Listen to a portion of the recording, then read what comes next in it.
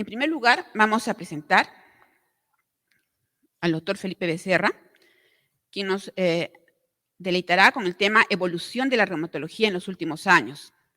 El doctor Becerra es médico reumatólogo, es jefe de servicio de reumatología del Hospital Edgardo Revelati Martins, docente asociado de medicina de la Universidad Nacional Mayor de San Marcos, asistente de reumatología de la Clínica Internacional San Borja, Lima, Paz, presidente de la Sociedad Peruana de Reumatología y miembro honorario de la Sociedad Argentina de Reumatología. Recibamos al doctor Becerra con fuertes aplausos.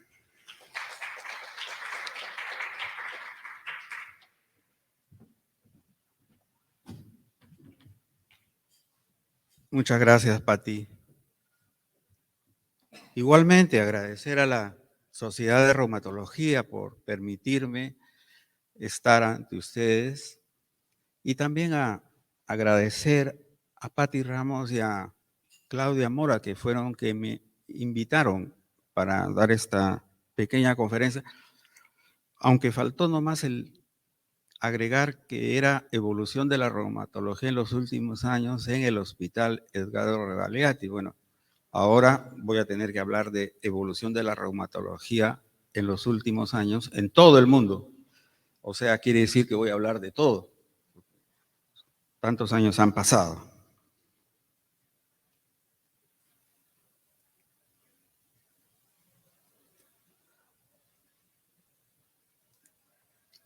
Muy bien.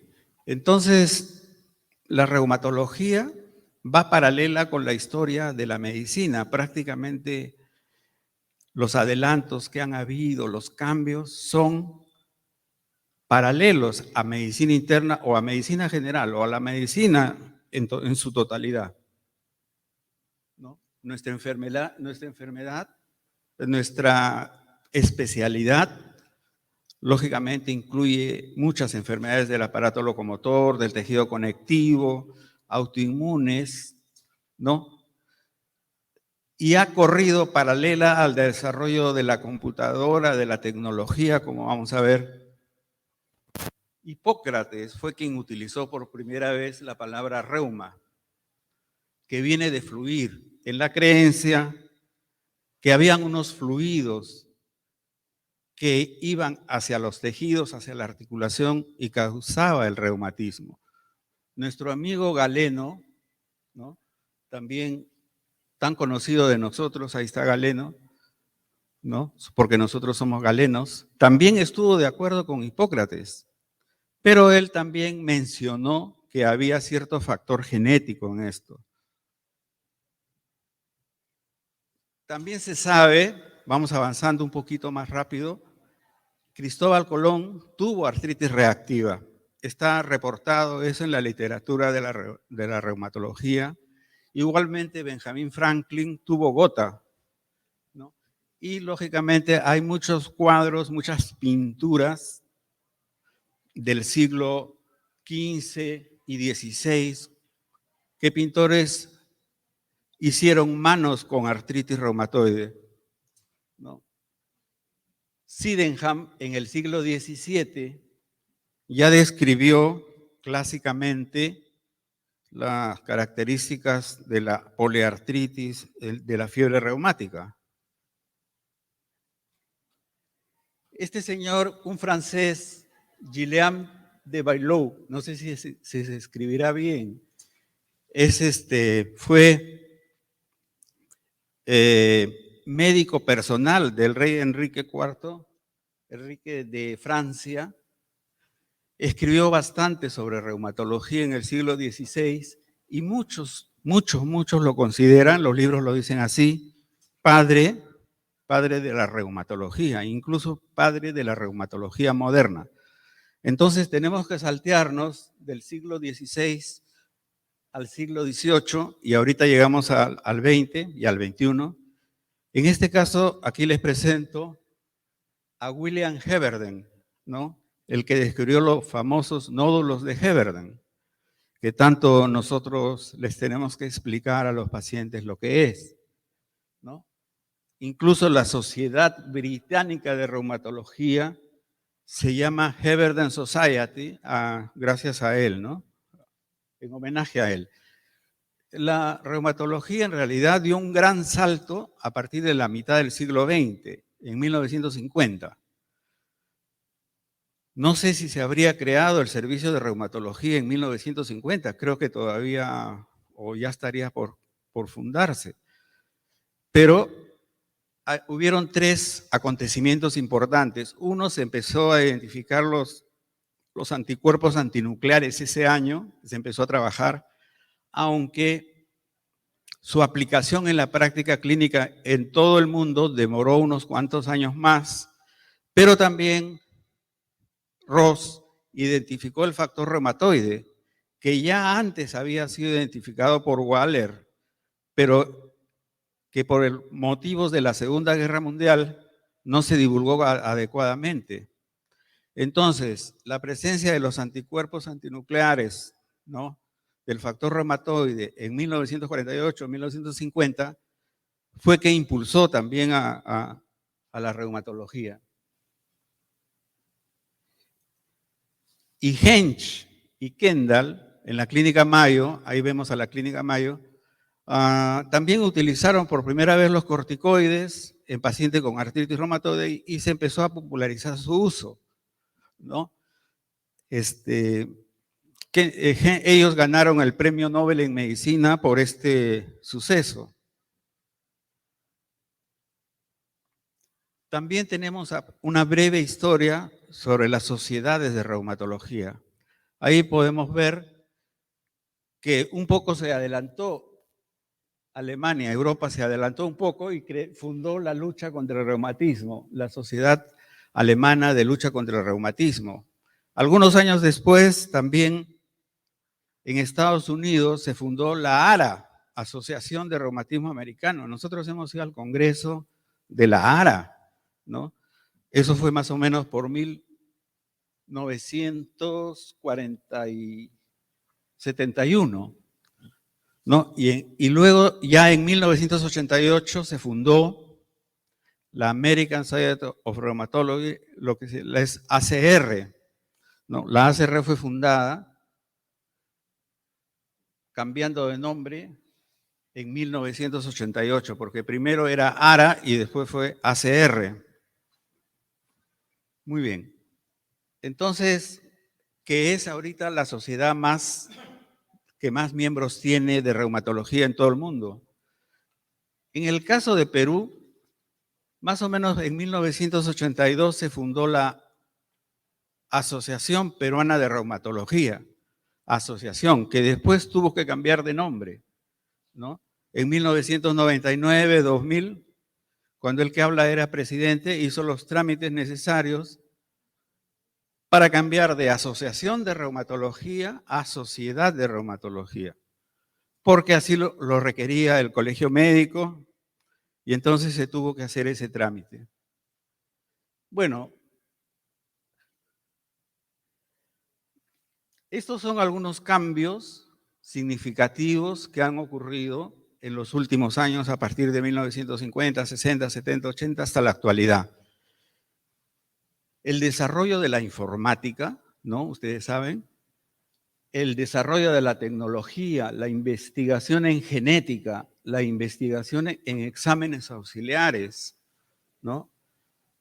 La aparición de nuevas enfermedades. Yo hice mi residencia en reumatología de 1977, porque me gradué de médico el 76-77, hasta 1981, porque en Cayetano Heredia son 4 años, ¿no? Y yo recuerdo claramente que no había tomografía, no había ultrasonido, no había resonancia.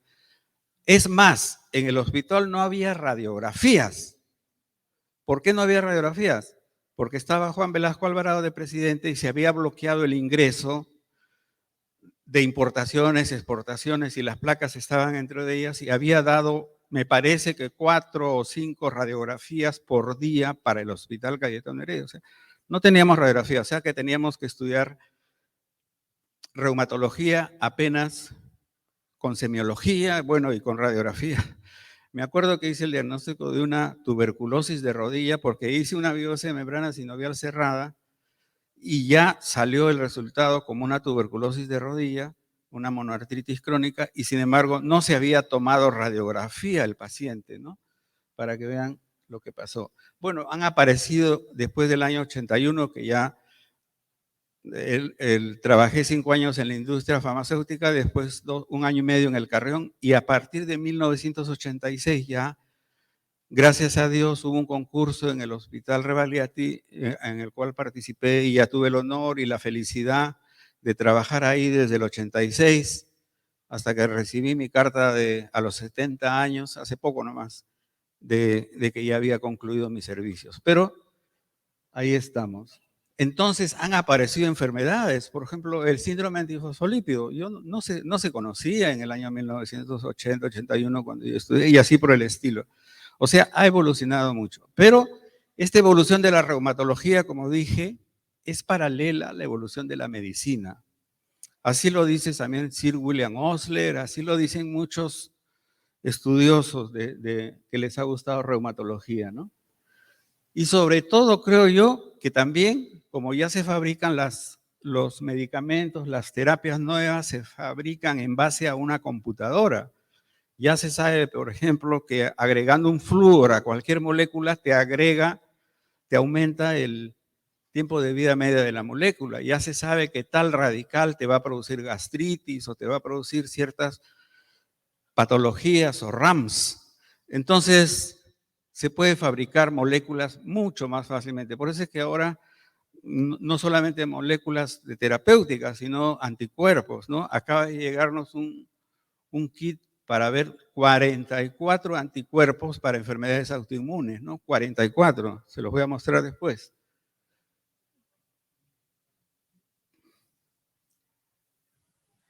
Entonces, es lo que les decía sobre el tratamiento.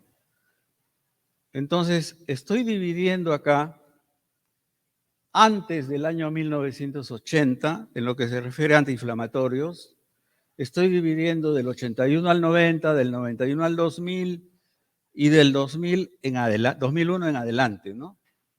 Cuando estudiamos, antes del 80, como dije, yo me gradué de reumatólogo en 1981, solamente teníamos aspirina, fenilbutazona, indometacina e ibuprofeno. No había ni siquiera naproxeno, estaba por salir todo. Yo me acuerdo que hice un estudio clínico de investigación en OA de rodilla con el doctor Amador Carcelén.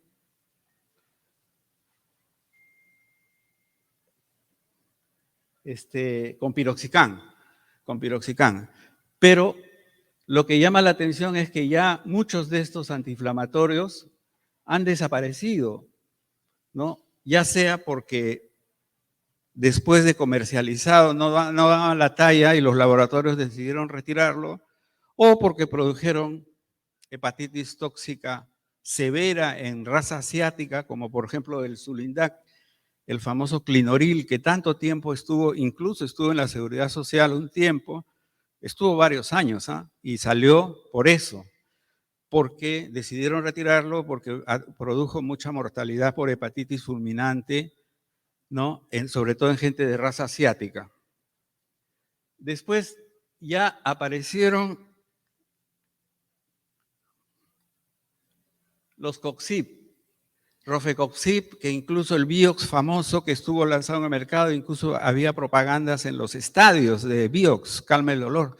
Sin embargo, por su propensión a que dé infarto agudo de miocardio o enfermedades cardiovasculares, nosotros también tuvimos la suerte de hacer algunos estudios, bueno, no, la suerte y no suerte, con el Rofecoxib, con el famoso Vioxx, y tuvimos un ACV, una paciente que se le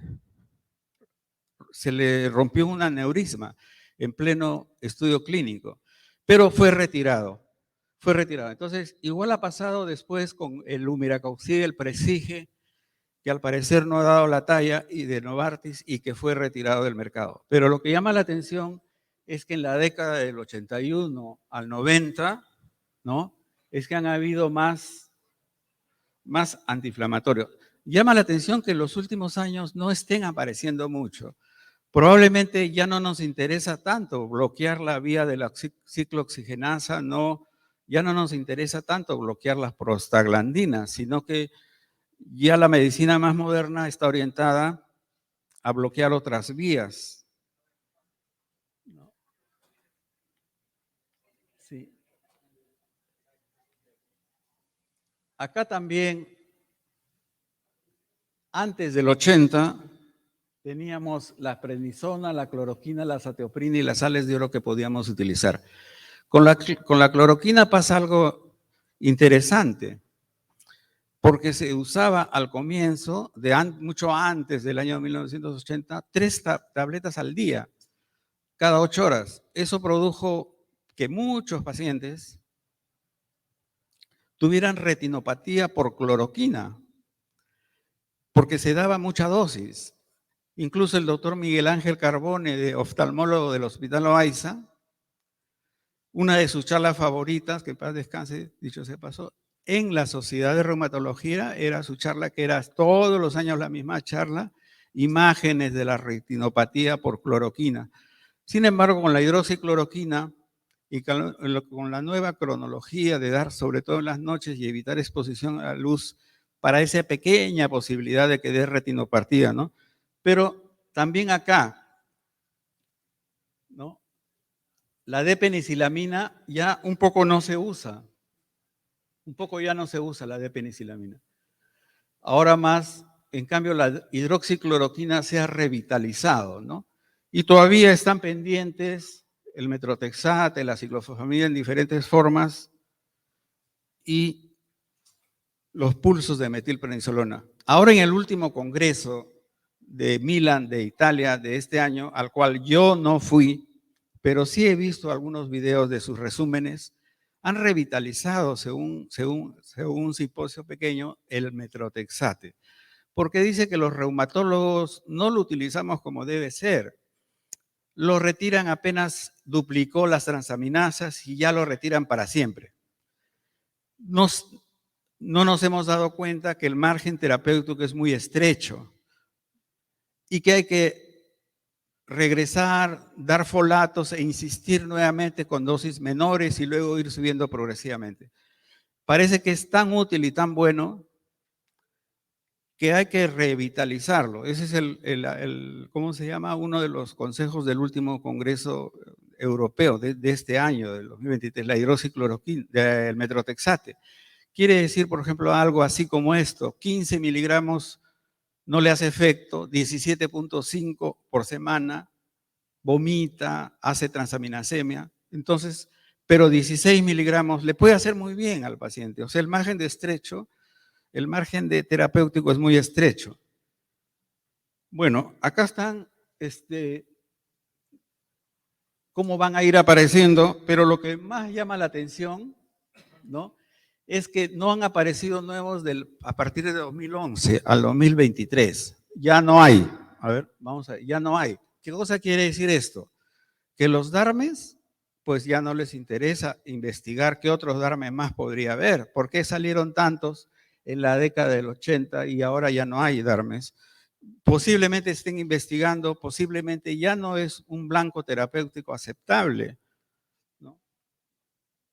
En cambio, la terapia biológica, miren ustedes al comienzo, 0, 0, 0. Recién en el 1999, el 2000, llegó el infliximab acá, llegó el etanercept también, en el 2000 más que todo, pero ya después del 2011 en adelante, casi todo es terapia biológica, casi todo hay muchos más, estos son unos cuantos nomás, lógicamente no voy a poder reseñar todos, pero dirigidos contra diferentes blancos terapéuticos, no solamente contra el anti-TNF, sino también contra el CD20, ¿no?, contra los receptores de células B, contra la interferón 1, etcétera.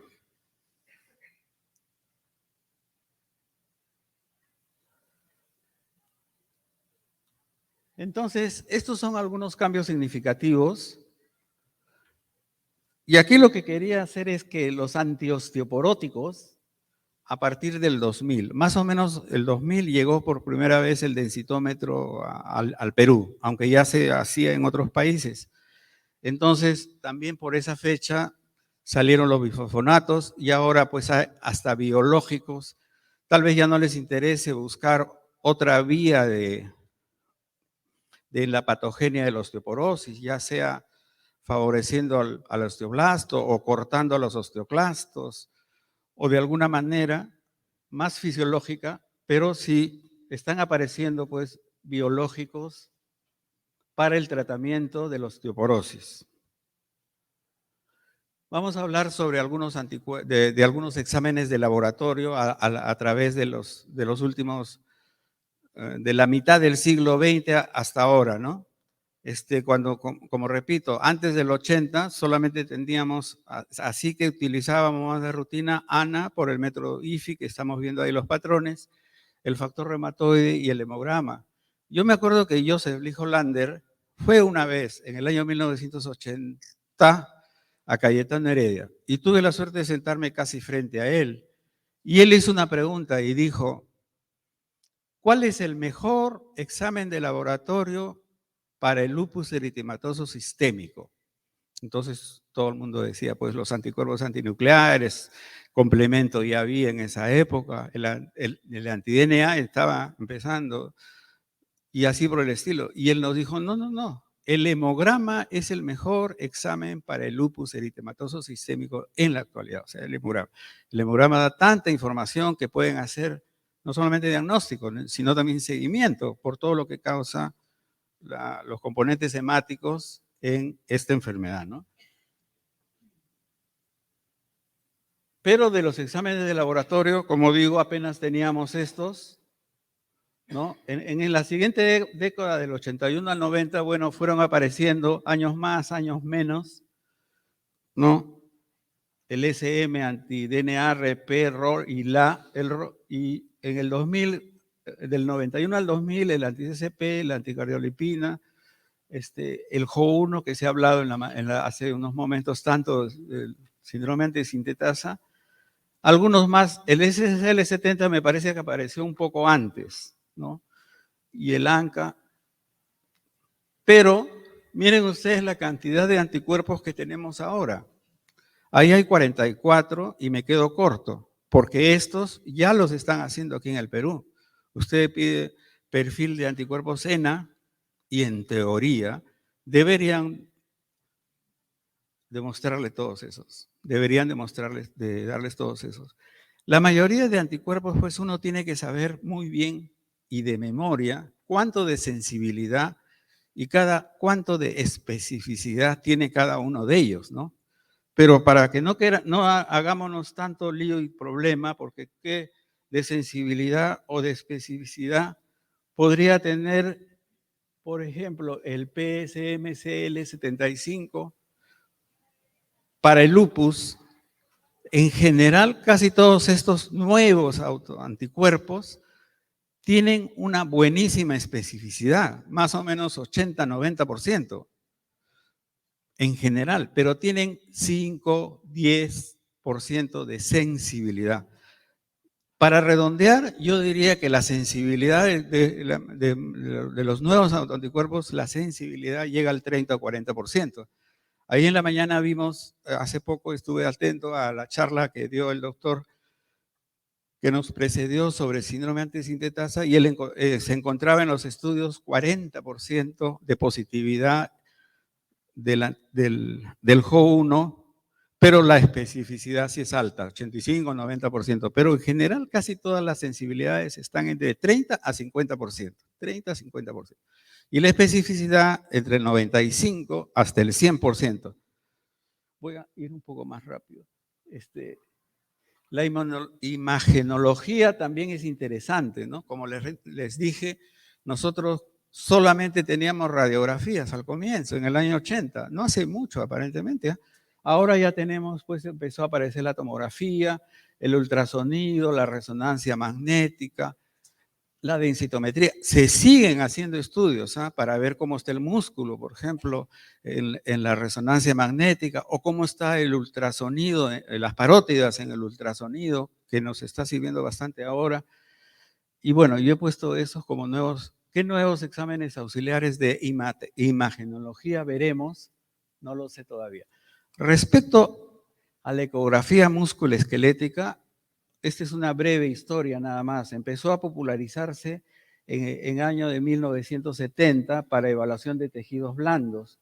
En la década del 80, ¿no?, el ultrasonido se volvió más accesible y los reumatólogos empezamos a explorar su aplicación en visualizar articulaciones y tejido musculoesquelético. En el 90 ya nos dimos cuenta de que podía servir para detectar inflamación, líquido sinovial y daño articular. Lógicamente ya los transductores mejoraron, había de alta frecuencia, ¿no?, y ya se ha consolidado. Lo importante es establecer estándares entre clínicos y radiólogos. Por ejemplo, la resonancia, a mí me consta, yo les he pedido resonancia por un problema de polimiositis recientemente diagnosticada y no sabe informar el radiólogo sobre los cambios musculares que muy bien ha hecho el doctor Mariano Cucho en la exposición previa. No saben, o sea, hay que estandarizar las imágenes. O sea, en la teoría nos puede ayudar de mucho, en la práctica no ayuda mucho, ¿no? Hoy en día el uso pues del ultrasonido es muy común en la práctica de reumatología, como ustedes bien saben, permitiendo evaluaciones tempranas y precisas de la inflamación, daño en articulaciones y otros tejidos. Hay algunas enfermedades que a mí personalmente me han impactado según la década, ¿no? Que según la década. Por ejemplo, antes de 1980 me impactaban todas las enfermedades difusas del tejido conectivo, pero 5 minutos, ya. Entonces, del 81 al 90, la fibromialgia, el síndrome antifosfolípido y osteoporosis en la década del 90, las vasculitis y finalmente el COVID. Sin embargo, están apareciendo nuevas enfermedades reumáticas y seguro que están apareciendo. También tenemos de los antiosteoporóticos, desde el alendronato en el 95, 97, bueno, fueron apareciendo hasta el romosozumab, que ya no solamente favorece la formación, sino también inhibe la resorción del hueso. Vamos a pasar esta porque...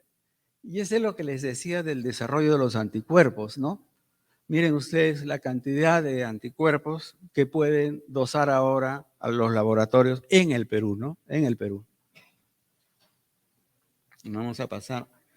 Muy importante es la detección temprana. La detección temprana es importantísimo. Yo les inculco a los alumnos que tienen que aprender medicina general. Ellos salen como médicos cirujanos, pero las banderas rojas de cada una de las enfermedades tenemos que tener en mente, ¿no? Esto lo podemos hacer a través de técnicas de diagnóstico, a través de anticuerpos específicos, tomografía, ecografía, resonancia, porque un diagnóstico temprano, personalizado, va a ser mucho más efectivo. Permiten, lógicamente, un tratamiento mejor. Hay que hacer más investigación en genética, ¿no? Las enfermedades reumáticas se deben a cuatro entes que son la genética, el medio ambiente, la respuesta inmunológica del individuo y la D. La D es de Dios o desconocido. De acuerdo a esos cuatro, se juntan porque desconocemos muchísimo de las enfermedades. Yo creo que sabemos el 5% de lo que deberíamos saber para ser un buen reumatólogo. Y se siguen investigando y se siguen estudiando. Entonces, si nosotros, lógicamente se ha avanzado bastante, pero falta mucho todavía por avanzar. Voy a pasar estas del rato, pero quería, por ejemplo, darles un pequeño dato, ¿no? Que, por ejemplo, la mortalidad en OA de rodilla está aumentada con respecto a quienes no tienen la OA de rodilla cuando hacen un seguimiento a 10, a 15, 20 años. Pero alguien podría decir, ¿por qué la rodilla? Se mueren más los de artrosis de rodilla que aquellos que no tienen artrosis. Es una pregunta, y sí, efectivamente se mueren. desde el punto de vista estadístico eso ocurre. No sé si haya causa-efecto, pero probablemente la respuesta está en el uso inconsciente o sobreexagerado de los exámenes auxiliares. Tenía algunos asuntos relevantes de desarrollo en los últimos años. Yo diría que la espondilitis anquilosante, la artroplastía de cadera y rodilla es lo que más ha ayudado. Algunos de los medicamentos. Esta frase de Sir William Osler, la medicina es la ciencia de la incertidumbre y el arte de las probabilidades, es porque por eso siguen apareciendo nuevos medicamentos. No hay ningún medicamento que sea efectivo en el manejo del lupus. Vamos a pasar, ya hablamos esto sobre el rol y la sintetasa, y la ecografía de parótidas dicen que puede, hasta ahora con los ultrasonidos, detectar y ver que es un cáncer de parótida, o sea, un linfoma. Un Sjögren tiene 144 veces más el riesgo relativo de tener un linfoma que un Sjögren, que ahora le están tratando de llamar la enfermedad de Sjögren, y algunos hasta mini lupus le están tratando de llamar, ¿no? Vamos a terminar entonces, esta es la última diapositiva, Patti, las conclusiones, ¿no?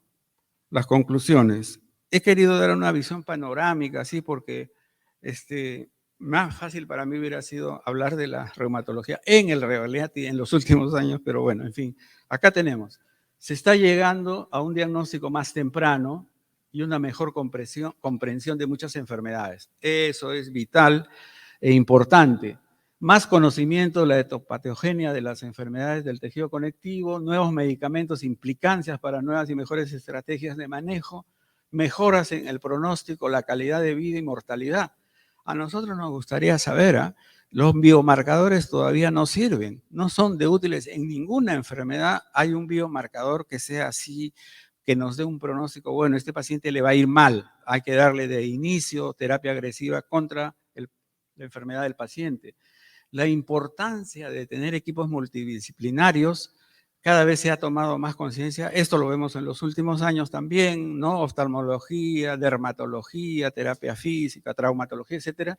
Y finalmente, la educación, concientización y cambios en el estilo de vida y la calidad en la población. Felizmente hay asociaciones, fundaciones. Es importante concientizar sobre nuestra especialidad, sobre nuestras enfermedades a las autoridades de salud para que vean que si bien es cierto que la sobrevida ha mejorado un poco en las enfermedades reumáticas, la calidad de vida no ha mejorado en los últimos años en lo que se refiere a muchas enfermedades reumáticas. Bueno, esa es la última. Muchas gracias. Disculpen por haberme pasado el tiempo.